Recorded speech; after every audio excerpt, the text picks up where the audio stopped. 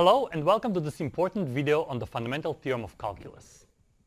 Previously, you learned about two important concepts in calculus, the derivative and the definite integral of a function. The derivative of a function is the slope of the tangent line to its graph at a given point. The definite integral, however, was motivated by the problem of finding the area of a plane region. At first, it seems like these two concepts are completely unrelated. After all, why would there be a connection between slopes of tangents and areas? Surprisingly, there is a deep and important fundamental connection between these two notions. In some sense, integration is the reverse operation of differentiation.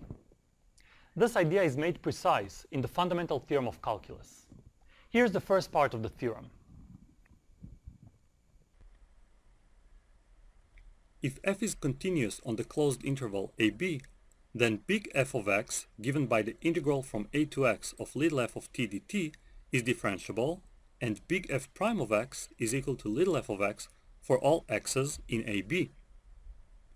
This means that big F is an antiderivative of the function little f. Informally, this statement means that when you start with a continuous function, integrate it, and then differentiate the integral, you get back your original function. Now let's have a look at a few examples. Differentiate the following two functions. In part A, the function big F is defined as the integral from 1 to x of cos t squared dt.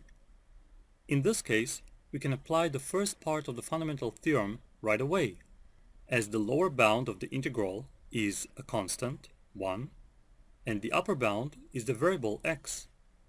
So by the first part of the theorem, we get that f prime of x is equal to cos of x squared. In the second part, in part B, we have another function, g of x, which is also defined as an integral. But this time, the lower bound is the variable, and the upper bound, pi, is a constant. So before we use the first part of the fundamental theorem, we will need to switch the order of the bounds. This would mean that we introduce a negative sign.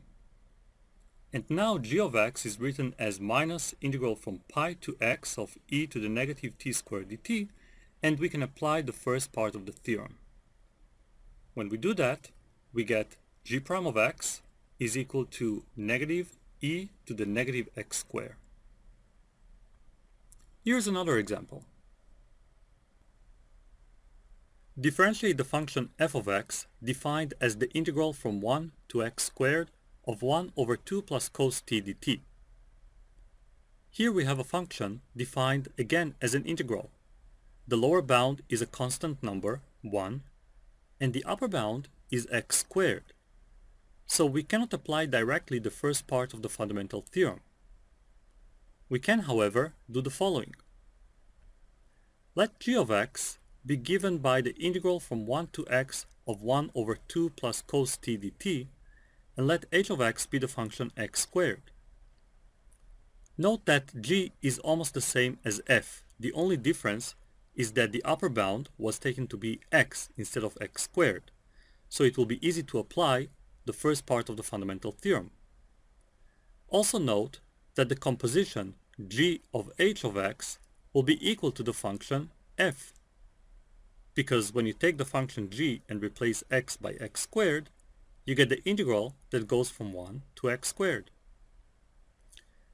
Also remember that the chain rule says that the derivative of a composition will be equal to g prime of h of x times h prime of x.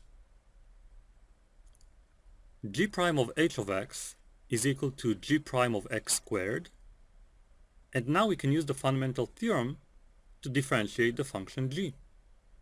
The derivative of g will be 1 over 2 plus cos x, and when evaluated at x squared, we get 1 over 2 plus cos of x squared.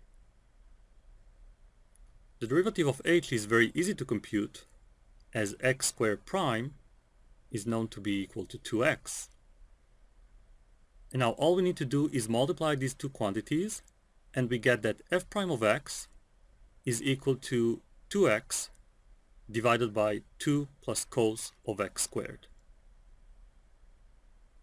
Now let's have a look at our last example of this type. Differentiate the function f of x defined as the integral from x cubed to sine x tan inverse of t squared dt. Here we have an integral in which both bounds are functions of x. And so before we differentiate f of x, we would like to write it as a sum of two integrals, each of which has a constant bound. So using the basic properties of definite integrals, we can write the function f of x as the integral from x cubed to 0 of tan inverse t squared dt plus the integral from 0 to sine x tan inverse of t squared dt.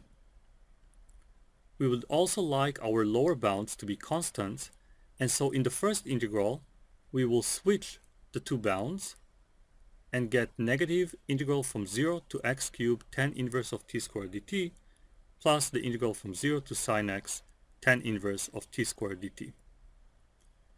Now we have two integrals, and in each one of them the lower bound is a constant, 0, and the upper bound is a function of x. So we can apply the same method that we used in example 2 and differentiate these integrals. We will think of each of these integrals as a composition, where the outer function is an integral that goes from 0 to x, and the inner function is either x cubed or sine x. Then we will apply the chain rule to differentiate these compositions. We get the following.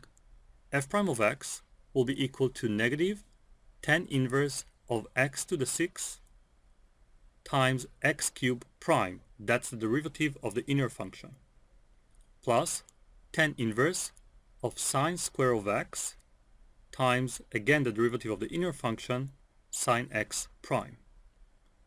After computing these derivatives, we get negative tan inverse of x to the 6 times 3x squared plus tan inverse of sine squared x times cos x.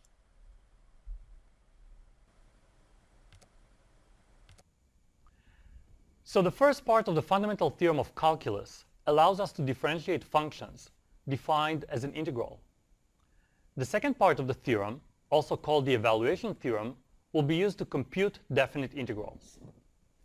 Recall that the definite integral of a function was defined as the limit of Riemann sums. But working with Riemann sums and finding their limits can be difficult and even impossible in most cases. The evaluation theorem will be used to quickly evaluate many definite integrals. The second part of the fundamental theorem of calculus says that if f is a continuous function on the closed interval ab, and big F is any antiderivative of little f, then the integral from a to b of little f of x dx is equal to big F at b minus big F at a. In other words, to compute a definite integral, it is enough to find one antiderivative of little f of x, compute it at the endpoints a and b, and then take the difference. Here's a remark. The notation f of x with a vertical bar, a at the bottom and b at the top, stands for the difference big F of b minus big F of a, and will be often used when we work with the fundamental theorem of calculus. Now let's move on to some examples.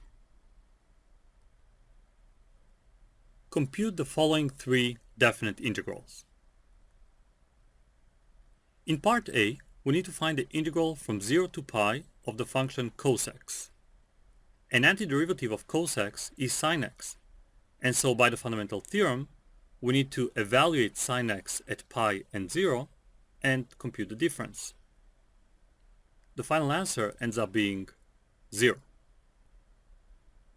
In part B, we need to find the integral of 1 over x on the interval that goes from 1 to 2. An antiderivative for 1 over x is ln absolute value of x. And so by the fundamental theorem, we evaluate ln absolute value of x at the two endpoints and then compute the difference. We get ln 2 minus ln 1, and as ln 1 is equal to 0, the final answer is ln 2.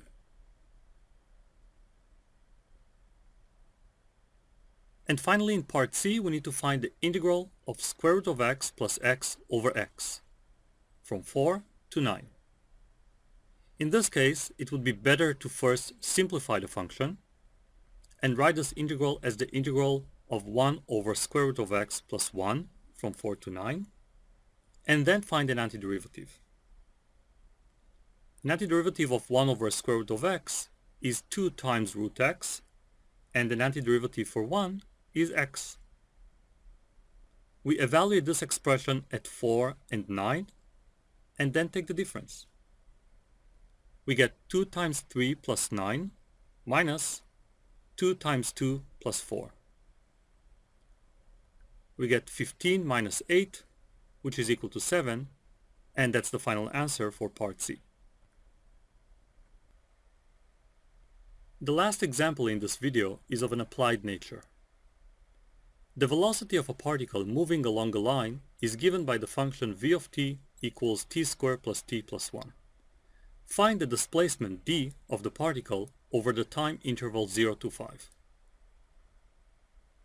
First, let's recall that if r of t denotes the position of the particle at time t, then the derivative r prime of t will be the velocity of the particle at that time, and the displacement over a time interval ab is the difference r of b minus r of a. In our case, we need to find the displacement over the time interval 0 to 5. So d will be equal to r of 5 minus r of 0. This difference can be also written using the vertical bar notation. According to the fundamental theorem, this will be equal to the integral from 0 to 5 of the velocity function v of t, as r of t, the position, is an antiderivative of the velocity function. So we get integral from 0 to 5 t squared plus t plus 1 dt. An antiderivative would be t cubed over 3 plus t squared over 2 plus t, with bounds 0 and 5. And when we plug in the bounds and compute the difference, we get 5 cubed over 3 plus 5 squared over 2 plus 5 minus 0, which is equal to 355 over 6, or 59.2.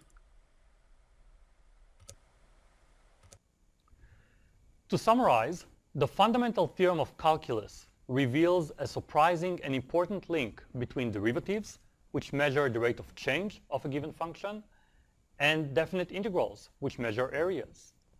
The first part of the theorem is used to differentiate functions defined using integrals, and the second part can be used to compute definite integrals quickly and efficiently. In the last example, we even saw how the fundamental theorem can be used in a more applied setting to analyze the motion of a particle along a straight line. We conclude this video with a few exercises. Please use them to review this topic and practice the material. Thank you for watching, and good luck.